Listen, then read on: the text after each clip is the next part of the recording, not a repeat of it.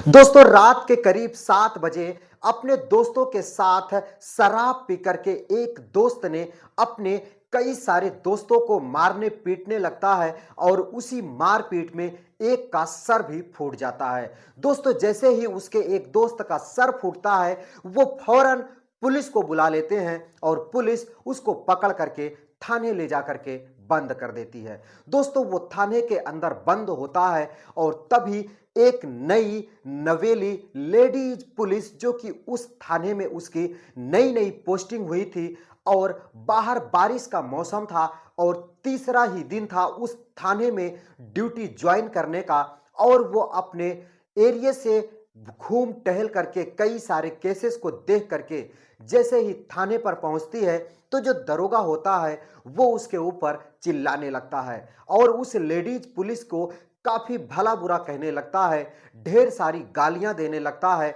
और कहता है कि तुझे तमीज भी नहीं है कि कैसे काम किया जाता है और बन गई है पुलिसकर्मी।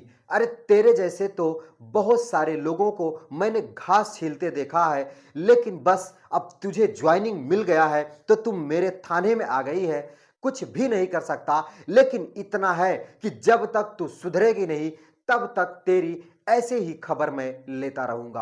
अगर इस थाने में तुझे काम करना है तो बढ़िया से काम कर, अपनी ड्यूटी को ईमानदारी से निभा, नहीं तो यहां से मैं तेरा तबादला करवा दूंगा। दोस्तों जैसे ही ये बात और गालियां वो दरोगा उस लेडीज पुलिस को दे रहा होता है, वो अंदर में बैठा जो लड़का अपने दोस्तों का सर फोड़ करके आया था वो सारी बातें सुन रहा था। दोस्तों वो शराब के नशे में था, लेकिन फिर भी वो समझ पा रहा था कि आखिर कितनी जातीय हो रही है इस लेडीज पुलिसकर्मी के साथ। दोस्तों फिर क्या, जैसे ही वो लेडीज पुलिसकर्मी को अपने रूम पर जाने के लिए दरोगा इजाजत देता है, वो मारे गुस्से के अपने कमरे में आती है और अपने कपड़े को निकालने लगती है क्योंकि वो बारिश में पूरे तरीके से भीग चुकी थी। बाहर जोरदार बारिश हो रही थी। दोस्तों वो अपने कमरे की लाइट जलाती है, अपने दरवाजे को बंद करती है, लेकिन अपनी खिड़कियों को ध्यान नहीं देती। उसकी खिड़की खुली रहती है क्योंकि वो जो खिड़की थी वो एक रूम से अटैच थी, जिस रूम में लोगों को भर बंद किया जाता था जो कोई गुनाह करके उस थाने में आया करता था। दोस्तों उसे जरा भी भनक नहीं थी कि कोई हमारे थाने में आकर के बंद भी है। दोस्तों वो अपने सारे कपड़े निकाल करके खूंटियों पर टांगने लगती है और बस पैंटी और ब्रा के अंदर वो उस अपने कमरे में उस दरोगा की बातों को सोच सोच करके गुस्सा हो रही थी और ये सोच रही थी कि ये भी कोई जिंदगी है। सरकारी नौकरी पाने के बाद इनकी लाखों बातें मुझे रोज सुननी पड़ती है। दोस्तों फिर क्या, वो तुरंत अपने बैग से शराब की बोतल निकालती है और 2 से 3 पैक बना करके पी जाती है। दोस्तों जैसे ही शराब पीती है और तभी उसकी नजर उस बगल वाले कमरे में जहां पर कैदियों को रखा जाता था, जब उस पर पड़ती है तो एक मुजरिम उस कमरे में बंद होता है जो अपने दोस्त का सर फोड़ करके आया था। दोस्तों जैसे ही वो उसे देखती है तो एक पल के लिए मानो उसके होश उड़ जाते हैं क्योंकि वो बिल्कुल आधी नग्न अवस्था में थी, उसके कपड़े सही नहीं थे, वो अपने सारे कपड़ों को निकाल चुकी थी, बस कुछ ही कपड़े उसके शरीर के अंदर थे। दोस्तों वो जो लेडीज पुलिसकर्मी थी वो अपने दरवाजे को खोलती है और उस कैदी के पास जाती है और जैसे ही कैदी के पास जाती है उसके हाथों को अपने हाथों में लेती है और उसके पास बैठ करके उससे बातें करने लगती है। दोस्तों जब वो कैदी उससे दूरी बनाने लगता है तो वो जा करके उस दरवाजे को बंद कर लेती है और उस कमरे की लाइट को भी ऑफ कर देती है। दोस्तों फिर क्या, जैसे ही लाइट ऑफ होती है वो उसे उसके साथ मस्तियां करने लगती है, उसके साथ खेल खेलने लगती है। दोस्तों फिर क्या, वो जो कैदी था रात भर उस लेडीज पुलिसकर्मी के साथ कुछ ऐसा करता है जिसकी वजह से वो पुलिसकर्मी अपने मुंह दिखाने के लायक नहीं होती है। दोस्तों 1 महीने के बाद वो प्रेग्नेंट हो जाती है और जब प्रेग्नेंट हो जाती है फिर उसके साथ क्या क्या होता है और इस लड़के के साथ वो क्या करवाती है, ये सुन करके आप सभी के होश उड़ने वाले हैं और आप सभी के पैरों तले जमीन खिसकने वाली है। दोस्तों, ये कहानी बहुत ही रोमांटिक और बहुत ही आपको जानकारी भरा वीडियो है, तो इस वीडियो को शुरू से लेकर के अंत तक जरूर देखिएगा, जिससे आपको बहुत कुछ सीखने को मिलेगा। लेकिन वीडियो को शुरू करने से पहले बस एक ही छोटा सा रिक्वेस्ट है, इस वीडियो को लाइक कर दीजिएगा, चैनल को सब्सक्राइब कर लीजिएगा, जिससे मेरा हर वीडियो आप तक पहुंचता रहे और आप मेरे हर वीडियो का आनंद लेते रहो। दोस्तों, ये कहानी शुरू होती है एक गांव से, जिस गांव में एक लड़के की शादी होती है। दोस्तों, लड़के की शादी होती है, बड़े ही धूमधाम से उसकी बारात जाती है और बारात जाने के बाद वहां से उसकी दुल्हन उसके साथ आती है। दोस्तों, उसकी दुल्हन उसके घर आती है, घर में खुशियों का माहौल बना रहता है और वो दोनों पति पत्नी अपनी सुहाग रात की सेज पर जाते हैं। दोस्तों, धीरे धीरे उनकी शादी का लगभग 1 साल बीत जाता है और उन 1 साल के भीतर में ही उन दोनों के बीच में ढेर सारा प्यार बरसने लगा था। लेकिन वो जो लड़की थी वो अभी पढ़ाई कर रही थी, उसकी बहुत कम उम्र में ही शादी हो गई थी, लगभग 18 वर्ष में। इस वजह से वो अपनी पढ़ाई कंप्लीट नहीं कर पाई थी और वो अब भी अपनी पढ़ाई कर रही थी। दोस्तों, वो फिजिकली बहुत ही ज़्यादा मेंटेन थी और पुलिस की भर्ती भी देखा करती थी और साथ में अपनी पढ़ाई भी किया करती थी। दोस्तों, भगवान ने उसकी सुन लिया और उसकी मेहनत रंग लाती है और वो धीरे धीरे मेहनत करके पुलिस की भर्ती को क्वालिफाई कर जाती है। दोस्तों, अब पुलिस की भर्ती क्वालिफाई कर जाती है और इधर उसका जो पति था, जिसका नाम महेश होता है, वो बहुत ही ज़्यादा खुश हो जाता है, क्योंकि उसकी पत्नी रेखा की ड्यूटी पुलिस में लग चुकी थी और अब वो बिल्कुल पुलिस बन चुकी थी। बस उसकी ड्यूटी लगनी बाकी थी। और इधर जो महेश था वो अपने दोस्तों को मिठाइयाँ खिलाने लगता है और अपने दोस्तों को पार्टियां देने लगता है। दोस्तों, उसकी जो बीवी थी वो अपनी ड्यूटी ज्वाइन करने से पहले ही महेश के पास आती है और खुल करके इससे बात कर लेती है कि आज के बाद ना तो तुम मेरे पति हो और ना तो मैं तुम्हारी पत्नी हूं। तुम्हारे जैसे मुझे ढेर सारे लड़के मिल जाएंगे, क्योंकि अब मुझे पुलिस की नौकरी मिल चुकी है और मैं एक पुलिसकर्मी बन चुकी हूं। दोस्तों, इतना सुनने के बाद महेश के पैरों तले जमीन खिसक जाती है और वो ये सोचने पर मजबूर हो जाता है कि भला ऐसा भी कैसे हो सकता है। जब तक ये कुछ भी नहीं पाई थी, पढ़ाई कर रही थी, तब तक इतना प्यार बरसाती थी। जैसे ही इसको पुलिस की नौकरी मिल गई, ये मुझे भी छोड़ने की बातें कर रही है। दोस्तों, वो जो लड़की थी जिसका नाम रेखा था, वो सदा सदा के लिए अपने पति को छोड़ करके अपने मायके जा करके रहने लगती है और वहीं से अपनी ट्रेनिंग पुलिस की देने लगती है। दोस्तों, इधर जो लड़का था महेश, ये टूट जाता है, बिल्कुल मजबूर हो जाता है और 3 महीने के बाद ये पैसे कमाने के लिए अपने शहर को छोड़ करके ये दिल्ली निकल जाता है। दोस्तों, दिल्ली में जाने के बाद वहां पे ये मेहनत मजदूरी करने लगता है और अपनी आगे की जिंदगी काटने के और जीने के बारे में सोचने लगता है। दोस्तों, इधर जो ये रेखा थी, इसकी भी ड्यूटी दिल्ली में लग जाती है जब ये 3 महीने की जो ट्रेनिंग होती है उसको पास कर लेती है। दोस्तों, जब ये दिल्ली में जाती है, अपनी पहली पोस्टिंग पर जाती है, तो जिस थाने में इसकी ड्यूटी लगी थी वहाँ का जो दरोगा था वो बहुत ही सख्त था और बहुत ही ज़्यादा सख्ती से अपने सिपाहियों से पेश आता था। दोस्तों, ये जब भी अपनी ड्यूटी करके आती, अगर समय से पहले थाने पर आ जाती, तो वो दरोगा इसे कई सारी बातें सुनाने लगता और इसको डांट दिया करता और कहता, अगर ठीक से काम करना है तो अपना टाइम का बिल्कुल ख्याल रखना और जब भी तुम अपनी ड्यूटी पर जा रही हो तो सिवाय ड्यूटी के अलावा और कुछ भी आप नहीं कर सकती। दोस्तों, वो तंग आ चुकी थी इस दरोगा की डांट से, क्योंकि शुरू शुरू में इसकी ड्यूटी लगी थी तो इसे कुछ भी पता नहीं था कि भला ऐसे भी होता है, जो सीनियर होते हैं वो जूनियर को डांट फटकार सकते हैं, उनको गालियां भी दे सकते हैं। दोस्तों, वो दरोगा इसको गंदी गंदी गालियां भी दे दिया करता और इसको डांट फटकार करके ठिकाने पर लाने की कोशिश करने लगता। दोस्तों आज तीसरा दिन था और तीसरा ही दिन था कि तभी ये जो लड़का था महेश, ये अपने दोस्तों के साथ पार्टियां कर रहा था और इसके दोस्त इसको शराब पिला देते हैं। चूंकि ये पीना नहीं चाह रहा था, इसके पत्नी की याद दिला देते हैं कि कैसे तेरी पत्नी पुलिस बनने के बाद भी तुझे छोड़ दी और तू अब कहीं का नहीं रहा। दोस्तों जैसे ही ये बातें उसे बोली जाती है तो महेश अपने आप को रोक नहीं पाता और अपने पत्नी के बेवफाई को सोच सोच करके वो शराब की 2-3 बॉटलें खाली कर देता है। दोस्तों जैसे ही वो शराब की 2-3 बाटल खाली करता है, धीरे धीरे उसको नशा आने लगती है। दोस्तों वो शराब के नशे में इतना ज़्यादा पागल हो जाता है कि उन्हीं दोस्तों को गालियां देने लगता है और उन्हीं दोस्तों को वो मारने पीटने लगता है। दोस्तों बीच बचाव में एक दोस्त के सर में एक ईंट से जोरदार मारता है, जिससे उसके सर में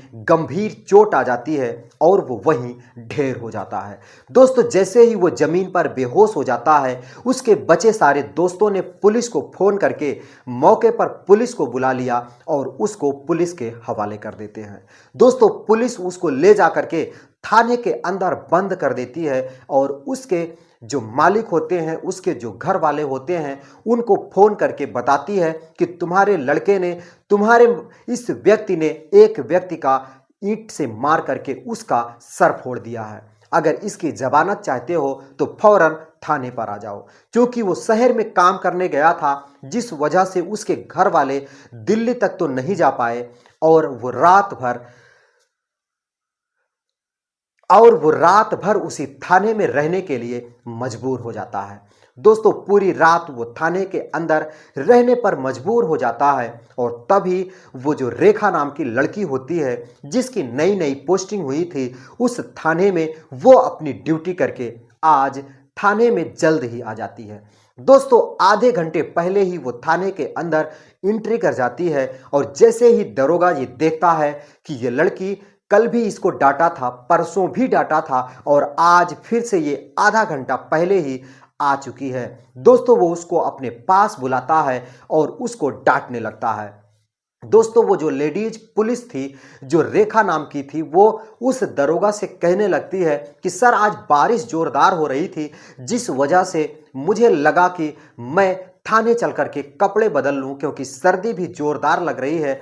अगर मैं बीमार हो जाऊंगी तो अपने कल की ड्यूटी कैसे दूंगी। लेकिन दरोगा उसकी एक नहीं सुनता और उसको गालियां दे रहा था, उसको डांट लगा रहा था। दोस्तों वो चुपचाप अपने सीनियर की सारी बातों को सर नीचे करके सुन रही थी।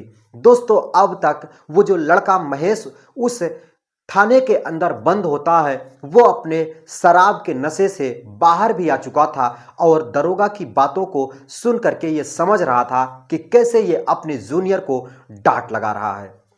दोस्तों जब उसको वो कमरे पे जाने के लिए उसको इजाजत देता है कि ठीक है, लेकिन कल से तुम्हारी ड्यूटी टाइम बाय टाइम होना चाहिए, सर्दी गर्मी बरसात मुझे कुछ भी नहीं सुनना है, बस तुम ड्यूटी टाइम से जाओ और टाइम से आओ। दोस्तों जैसे ही उसको इजाजत मिलती है, वो मारे गुस्से के रेखा अपने कमरे में आती है और अपने कपड़ों को निकाल करके, क्योंकि वो बिल्कुल भीग चुके थे, खूंटियों पर टांगने लगती है। दोस्तों वो खूंटियों पर टांग रही थी, उसके कमरे की लाइट जल रही थी, लेकिन जिस कमरे में वो महेश नाम का लड़का कैद था, उसको बंद किया गया था, उस कमरे की लाइट बंद थी और उसी के कमरे के ठीक सामने से एक खिड़की लगी थी, जो कि उस कमरे में कैदियों को देखभाल करने के लिए लगाई गई थी। दोस्तों उस कमरे की साफ झलक वो उस खिड़की से देख रहा था, बल्कि इस कमरे से उस अंधेरे कमरे की कोई भी चीजें नहीं देखी जा सकती थी। दोस्तों महेश जब उस लेडीज पुलिस को देखता है तो वो देखता ही रह जाता है, क्योंकि वो आज अपने सारे कपड़े को निकाल करके खूंटियों पर टांग चुकी थी। बारिश में भीगने की वजह से वो अपने कपड़े चेंज कर रही थी। दोस्तों इधर महेश जब उसको इस हालत में देखता है तो उसके भी होश उड़ जाते हैं और वो उधर दूसरी तरफ मुंह करके बैठ जाता है। दोस्तों थोड़ी ही देर के बाद ये जो रेखा नाम की पुलिसकर्मी होती है, ये महेश को देखती है, तो महेश को देखने के बाद इसके पैरों तले जमीन खिसक जाती है।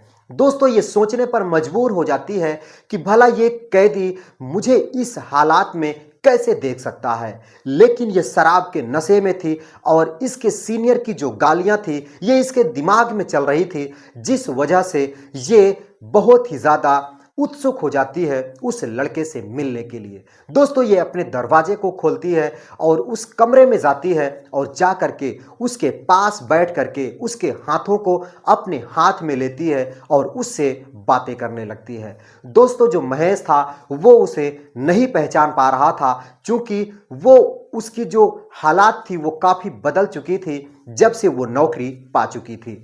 दोस्तों, वो उस कमरे की लाइट को बंद कर देती है और कमरे के दरवाजे को भी बंद कर देती है। दोस्तों, उस रात महेश और वो लेडीज पुलिसकर्मी एक दूसरे के रिलेशन में आ जाते हैं और एक दूसरे के साथ वो सारा सब कुछ करते हैं जो उन्हें नहीं करना चाहिए। दोस्तों, फिर क्या, सुबह होती है, महेश अपने घर चला जाता है, अपने कमरे पर चला जाता है, उसको रिहाई मिल जाती है और इधर ये जो पुलिसकर्मी रेखा होती है अपनी ड्यूटी करने लगती है। दोस्तों, धीरे धीरे 1 महीने का समय बीत जाता है। जो रेखा होती है उसको शक होने लगता है कि वो शायद प्रेग्नेंट हो चुकी है और वो अपनी एक सहेली को फोन करके अपने उस रात की सारी बात शेयर कर देती है कि यार, नशे की हालात में मैंने एक लड़के के साथ रिलेशन बना लिया, लगता है मैं प्रेग्नेंट हो चुकी हूं और मेरे पेट में उस लड़के का बच्चा पल रहा है। दोस्तों, फिर क्या, उसकी सहेली उसको अपने पास बुलाती है और डॉक्टर के पास जाकर के उसका चेकअप करवाती है, तो वास्तव में वो एक बच्चे की मां बनने वाली थी, वो प्रेग्नेंट हो चुकी थी। दोस्तों, अब क्या, अब दिन प्रतिदिन उसका जो पेट था वो बाहर आने लगता है और मारे चिंता के वो परेशान हो उठती है और अपनी सहेली से इसका सैल्यूशन ढूंढने के बारे में पूछने लगती है। दोस्तों, उसकी जो सहेली थी वो कहती है कि इसका एक ही सैल्यूशन है, जिस लड़के के साथ तुमने रात बिताई थी उसी लड़के से शादी कर लो, वो इस बच्चे का बाप है तो इसका बाप बन जाएगा और तुम तो एक नौकरी कर रही हो, तो भला तुमको दिक्कत क्या हो सकती है। अगर वो कुछ भी नहीं कर रहा होगा तब भी तुम उसके साथ अपनी जिंदगी बिता सकती हो। दोस्तों, वो जो रेखा थी वो कहती है कि नहीं यार, वो लड़का बहुत अच्छा है, शायद उसको उसके दोस्तों ने शराब पिला दिया था जिस वजह से वो पुलिस के कस्टडी में आ चुका था, लेकिन वो अच्छा पढ़ा लिखा लड़का था, उसके व्यवहार से, उसके बात करने के तरीके से मुझे वो बहुत अच्छा लगा था और अगर वो लड़का मुझे मिल जाए तो मैं उससे शादी करने के लिए तैयार हूं। लेकिन वो लड़का मिलेगा कहां, क्योंकि वो तो कब का इस पुलिस थाने से जा चुका है। दोस्तों, उसकी जो सहेली थी वो रेखा से कहती है कि तुम पुलिस तो बन गई हो लेकिन जरा भी अकल नहीं है। अगर वो इस पुलिस कस्टडी में आया था तो शायद उसका सारा रिकॉर्ड इस पुलिस के रजिस्टर में जरूर होगा। तुम उसको खंगालो, उस डेट की सारी रिपोर्ट निकालो, जरूर उस लड़के का कोई ना कोई सुराग मिल ही जाएगा। दोस्तों, वो लेडीज पुलिस ऐसा ही करती है, जब रजिस्टर को खंगालती है तो उसका पूरा का पूरा बायोडाटा निकल करके सामने आ जाता है। दोस्तों, उसके बायोडाटा जब निकल करके सामने आता है तो वो उसे तलाशने के लिए निकल पड़ती है। दोस्तों, वो जहां पर रूम लेकर के रह रहा था वहां पर जाने के बाद वो उसको अपने सामने देखता है लड़का, और वो जो पुलिसकर्मी होती है वो भी उस लड़के को देखती है, तो दोनों देखते रह जाते हैं। दोस्तों, लड़का डर जाता है कि शायद उस रात का बदला लेने के लिए ये पुलिसकर्मी मेरे पास आई है।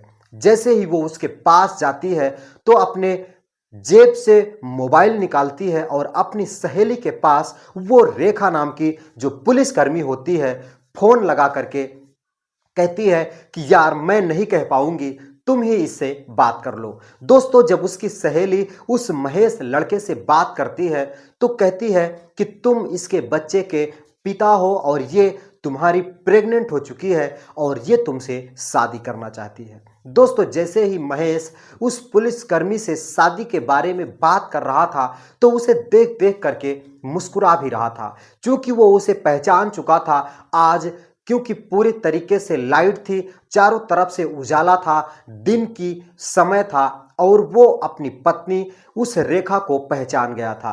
दोस्तों, जैसे ही कॉल नीचे वो कट करता है, तभी वो उससे कहता है कि क्या हुआ रेखा, तुम मुझे नहीं पहचानी? मैं वही हूं जिससे तुमने कभी तलाक लेकर के अपनी अलग जिंदगी बिताने के बारे में सोच रही थी। लेकिन देख ऊपर वाले की मर्जी, आज तू मेरे सामने खड़ी है और तू मेरे सामने फिर से शादी करने की भीख मांग रही है।